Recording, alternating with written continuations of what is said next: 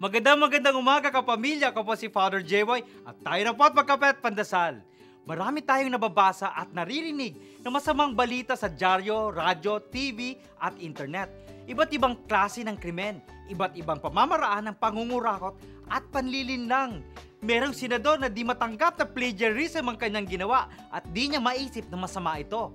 May alam tayong modelong pinatay dahil gusto lamang ng salarin na turuan siya ng leksyon. At may kilala akong nagpadala sa kaaway ng korona ng patay.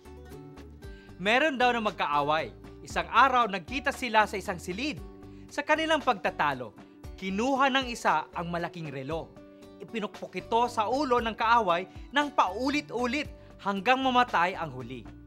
Wika ng isa sa mga nakakita, kung hinayaan na lamang niya ang orasan na padaanin ang panahon, wala na sanang namatay. Ngunit ito ang sabi ng Panginoon sa atin, kung malikhain ang mga masasama, bakit hindi tayo malikhain sa pagiging mabuti?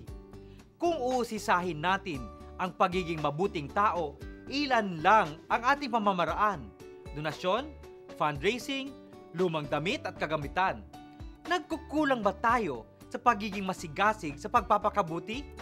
Mga kapamilya, manalangin po tayong maging mas malikhain sa ating paglilingkod sa Panginoon. Magandang umaga po.